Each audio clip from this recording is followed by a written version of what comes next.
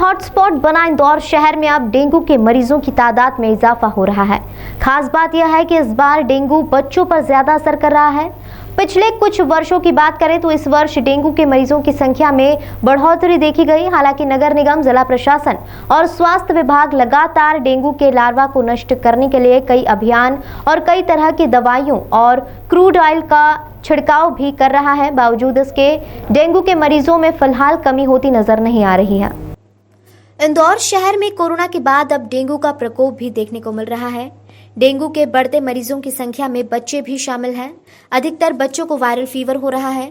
शिशु रोग विशेषज्ञ का कहना है कि बच्चों में इस वर्ष डेंगू के मरीज ज्यादा देखने को मिले हैं। वहीं कई बच्चों को वायरल फीवर भी है। साथ ही बढ़ती गर्मी के चलते बच्चे हाफ आस्तीन के कपड़े पहनते हैं, जिसकी वजह से मच्छर ज्यादा काटते हैं और बच्चे ज्यादा बीमार पड़ रहे हैं। वहीं 70 से 80% बच्चों में वायरल फीवर है। वहीं मौसम बदलने से भी डेंगू के मरीज ज्यादा देखने को मिल रहे हैं।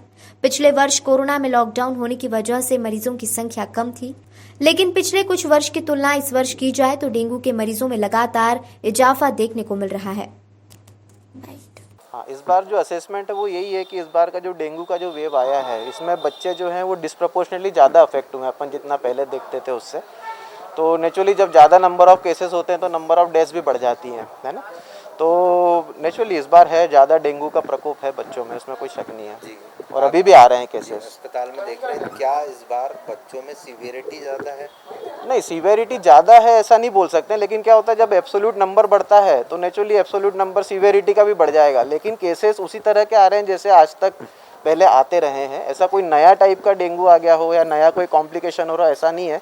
आज की डेट में जो कॉम्प्लिकेशन देखने को मिल रहे हैं वो पहले भी होते थे उसी टाइप के। कहीं कहा जा रहा है कि स्ट्रेन एक्चुअली स्ट्रेन चेंज हुआ नहीं हुआ उसमें क्लिनिकली हम लोग ज़्यादा नहीं बता सकते, वो एक माइक्रोबायोलॉजिकल वायरोलॉजिकल डायग्नोसिस होती है। लेकिन जितने जो कहना चाहिए लक्षण है या जो कॉम्प्लिकेशन है वो सब वही हो रहे हैं जो डेंगू में ऑलरेडी नोन है। ऐसा कोई नया टाइप का कॉम्प्लिकेशन देखने को मिल रहा है ऐसा कुछ नहीं क्या है। सलाह देंगे सर बच्चों के लिए?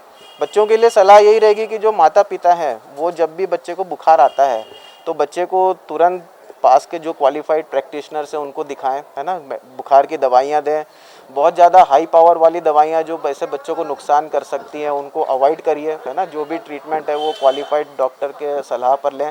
पानी खूब पिलाइए और बच्चों को फुल स्लीव्स के कपड़े पहनाइए। ये एक बहुत निगलेक्टेड पार्ट है हमारे यहाँ पे, क्योंकि अभी जैसे आपने देखा गर्मी बहुत ज़्यादा थी तो बच्चे आधे कपड़ों में बाहर घूम रहे हैं या पेरेंट्स भी ध्यान नहीं देते हैं। तो उससे क्योंकि जो डेंगू का जो मच्छर है डे टाइम मॉस्किटो बाइट होती है, इसमें दिन के समय काटता है ना। तो रात में तो हम लोग थोड़ा चादर ओढ़ लेते हैं, मच्छरदानी लगा लेते हैं, लेकिन दिन में अगर हम पूरे कपड़े नहीं पहनेंगे तो वो फिर चांस बढ़ जाता है उसका। तो उसका अभी देखो ओपीडी एग्जैक्ट नंबर तो मुझे थोड़ा देखना पड़ेगा रिकॉर्ड से, लेकिन डेली हम जो देख रहे हैं वायरल बुखार के, अभी हमारे चाचा नेहरू की अगर बात करें तो रोज़ करीब 350 से 400 पेशेंट रोज़ आ रहे हैं और उसमें से 80 से 90% बच्चे जो रहते हैं वो वायरल के होते हैं।